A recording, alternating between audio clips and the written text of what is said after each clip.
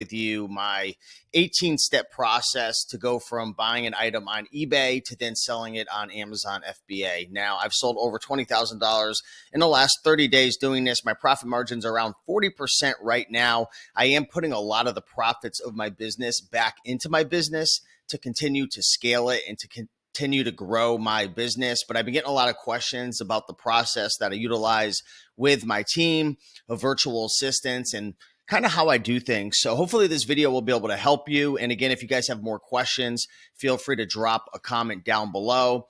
Also, if you check out rakeandprofit.com/eBay to Amazon, I'm building a little email list of people who are interested in eBay to Amazon flips. So if you guys are interested in that, I'm considering doing a bunch more videos, maybe a workshop, maybe some type of coaching or something like that. I'm not sure entirely. And my buddy Seth, he runs a channel called Checkmate Flips. He's one of the only guys that I know that I'm really good friends with who's doing this as well. He's done about $500,000 in the last year doing this. So be sure to give him a subscribe as well, because we might team up and do some videos and whatnot. So with that being said, let's get into the video. All right, so let me move my screen around a little bit.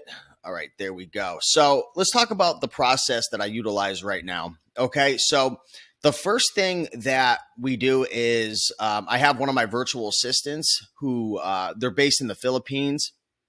I hired them off of onlinejobs.ph. I actually have 3 people on my team right now. 2 of them are sourcing full-time. Another one I'm training. She also does like a lot of spreadsheets and different things. There's people on my team who list, reprice. I'll get into it all. But step number 1 is my virtual assistant purchases an item from eBay. So a lot of people are asking, you know, do you give them your login access, your password? Yes, I do. I give my virtual assistants login and password. They do have a user access panel, eBay, but it's really bad, unlike Amazon's, who's really good. And that's one of the things that like drives me nuts with eBay. It's just, they just never seem to take care of the sellers. It's like they'll create tools and they'll create these things and it's just like half-ass. So I have to give them the login and password. I mean, a lot of people are scared of giving virtual assistants logins and passwords, and I get it. I wouldn't do it without having some trust first, but there's really nothing they can do to hurt me. I mean, the credit card information is inside my eBay, but they can't actually see it. It only shows the last 4 digits. So the worst thing they could probably do is, you know, I'm thinking they could probably just have items shipped to their house, but most virtual assistants are really good. So I'm not going to get into that in this video, but they purchase an item off of eBay. We have a whole list of items. We have a whole process and system for purchasing items. So that's a whole nother video right there. Step 2, once they purchase an item, the virtual assistants, they actually pay for the item directly. So again, they have my login and password. They pay for the item. They do go through a cashback portal. So we're getting, 1 to 2% back through like Rakuten or Be Frugal. We have a couple that we use. And they also are, using my credit card. So I'm using a Capital One Spark. That's 2%. I also sometimes will slide in and out of different credit card offers. For example, the American Express Platinum, they were giving, I think, like 120,000 point bonus if you spent 15,000 within 3 months or something like that. So I will switch credit cards to take advantage of various bonuses and whatnot. Obviously, I'm not saying to go get a bunch of credit cards if you don't understand credit cards, if you have a hard time managing your money, because with this method in online arbitrage in general, you can definitely get yourself into trouble. So the only credit I'm using is money that I already have. So I pay off all my credit cards in full within 30 days. I do have an American Express Plum, which will give you like 2 payment cycles, like 60 days to pay back. I think you pay 10% every 30-day cycle. Then the 90% of that statement total will run to 60 days, but do your research on that. So after they pay for the actual item through the cashback portal, they pay through eBay, the virtual assistant's going to send a script to the person who we purchased the item from. Okay. Now I made some videos over the last couple of days, been getting into some drama, having some fun with that. People criticizing my script, which I agree, it could definitely use a little work. So we're tweaking that. We're improving that. But we send a script to the seller essentially saying, make sure the item's not damaged, make sure you ship it properly, so on and so forth. Okay. And people ask, why don't you send the script beforehand? Like, why are you sending the script after you purchase it? And the truth is, a lot of the items we source are items that are fast sellers. So in the past, we've waited for eBay sellers to respond, and then it's already sold. There's a good majority of eBay sellers that don't even respond. It's absolutely crazy. So we found that it's best just to buy it, and if they want to cancel it or whatever, then they can do that at their discretion. Okay, so step number 4, the item is going to be delivered directly to my house. Now, every time someone on my team purchases an item, we have a spreadsheet that tracks a whole bunch of data. And we're actually monitoring these shipments to make sure they're delivered. So every time we purchase an item, we have a spreadsheet where we'll actually put the tracking information in, and we'll reconcile the shipments to make sure they were delivered, because I'm literally getting hundreds of items shipped to my house. Man, I feel bad for my mailman. But so we reconcile it. We track everything on a spreadsheet. Now, here's where things start to get interesting. So right now, I'm the one who is, obviously opening up and unboxing all the items. I'm inspecting all the items. And the reason I'm not using a prep center, at the beginning of the year, I mentioned to you guys I was thinking about using a prep center. The reason I'm not is because so many eBay sellers are sending items that are damaged. A small percentage are counterfeit. A small percentage are not even what was advertised. Like, they'll send the wrong items, which happens. I get it. So for me right now, it's not that time consuming. Like, I'm probably only spending maybe 5 to 7 hours a week shipping. So it's manageable. Maybe when I get to 40 to 50K per month, then I might have to switch up my plan, because I know Checkmate flips, my buddy I was telling you about, who he's doing 500K a year. And he has similar margins to me, maybe a little less. He's using a prep center. So it'll be interesting to talk to him about his thoughts. But for me right now, it's not worth having to implement that other system just to save 5 to 7 hours. And then I have to trust my items are going to get shipped to a warehouse, taken care of. I guess I'm just not at that place right now, which is fine. So many people want to outsource everything in the beginning, but you can get yourself into trouble if you try to scale too quickly with various systems and whatnot. So what I do is I have a 16 by 16 by 12 box. It's just like a small or a medium-sized box, sometimes a bigger one if I have board games.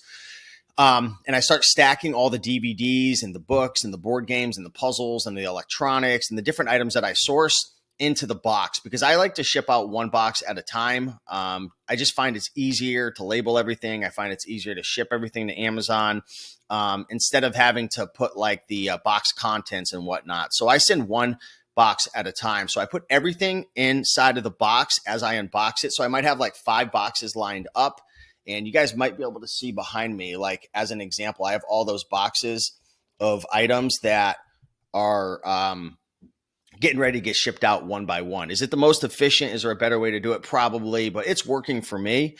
And again, I'm not spending a boatload of time on this stuff in my business. So as I start to unbox and inspect and deal with everything, I start putting them into boxes and fill up the boxes. And the reason I'm doing that is because every box is going to be a batch, a shipment inside of Reseller list, which is the method that I ship to Amazon FBA. Okay.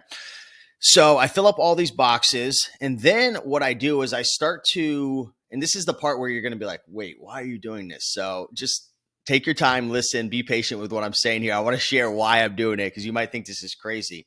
So I implemented a system about a month ago where, let's just say I have a box of items. Let's say I have 25 books that I sourced online, and it's all inside of a box, like the one I shared with you. What I actually do is take a picture of the front and the back of each item that's inside of that box, that batch that's going to get shipped out. And then what I do is I upload all the pictures into a folder. So maybe that'll be called batch 29, right? I take a picture of the front and back, upload it all into a Google Drive, and then I update my team inside of Trello, and I let them know that there's a batch that's ready to be listed. So then what they'll do is they'll sign into my Reseller list listing software, and they'll create a batch, and they'll list all of my items. They'll choose the condition, they'll choose the price, and if it's used or new. I have a whole system where when I take pictures, it indicates if it's new or used, which we can talk about down the road. And essentially what they're doing is they're listing my items. Now, is this system saving me tons of time. It's saving me a bit of time. So for example, if I was to, have to list all the items, if I was to have to go through and research all the items, create the batch and all that, it would probably take me about 45 minutes to an hour per batch, depending on the items that I'm shipping out. With this system, having to take the pictures and upload it to the Google Drive takes me about 5 to 10 minutes per shipment.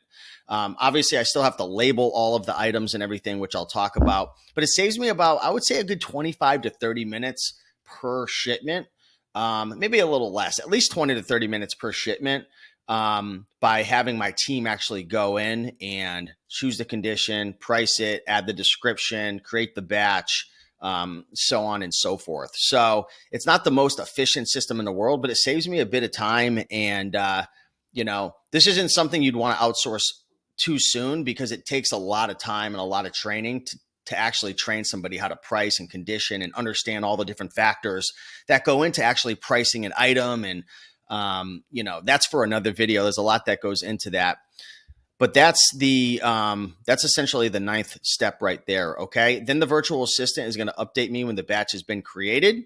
So what I'll do is, once the batch is created in Exceller list, you can use Inventory Lab as well, I double check the prices very quickly. So my team is getting really, really good at pricing, but there is probably still like a 3 to 5% error rate where they might like choose the condition wrong or price it wrong. And you got to be careful, because Amazon's not like eBay. All it takes is one time that you do something wrong and like you could get in big trouble. So, that's still like somewhat of an inefficient system, but I'm building it out. And again, if it could save me 20 to 30 minutes per shipment, then I'm happy to do that. I'm happy to save a little bit of time. Okay.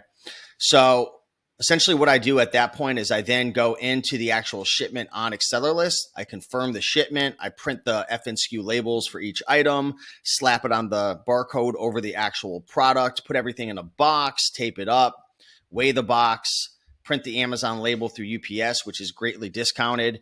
And then I drop it off at UPS. I might get to the point where I just start paying UPS to pick it up if I do things in like large batches, because that is pretty time consuming to have to load up my truck with like 5 to 8 boxes at a time, drive to UPS, put everything on the hand truck, bring it in, so on and so forth. And, UPS used to do free pickups. Now they want to charge you, I think it's like 15 or 20 bucks. But for me, if I had like 10 to 15 boxes, it would be worth it for them to just come pick it up.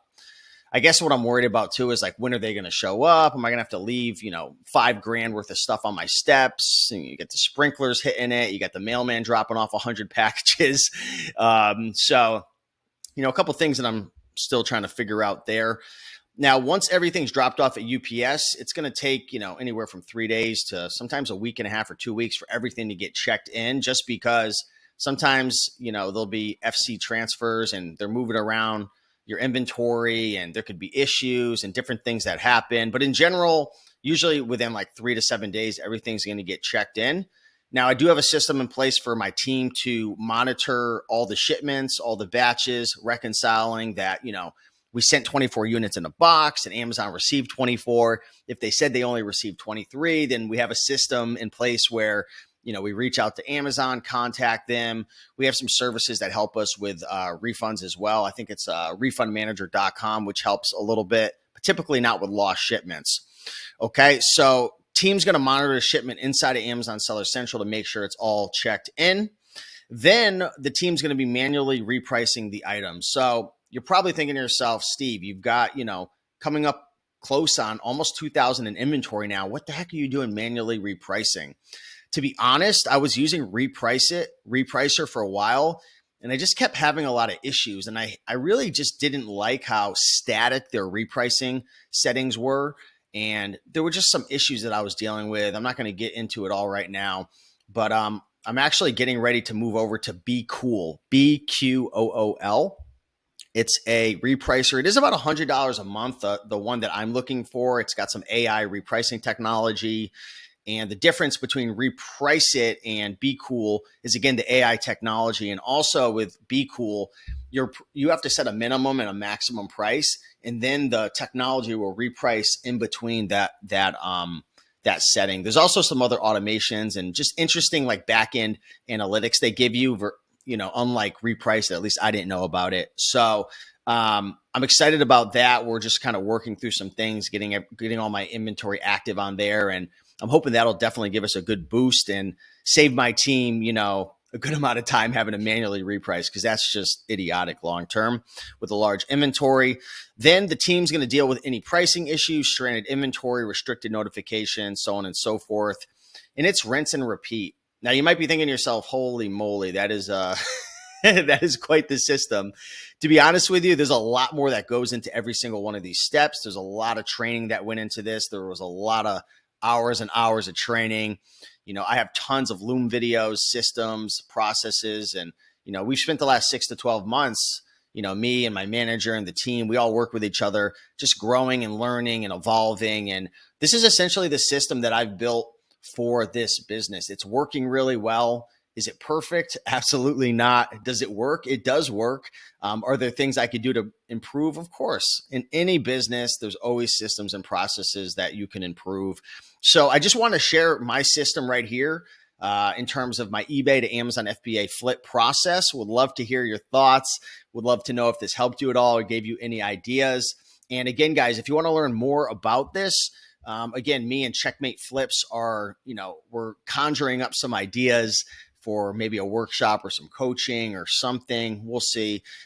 So again, if you want to be in the loop, head over to rakeandprofit.com/eBay to Amazon, put in your email, and essentially you'll be added to our email list over here where I'll update you about, the eBay to Amazon reselling, because sometimes I don't know if I want to keep posting all this stuff on YouTube. Not everyone's interested. Not everybody wants to go this route.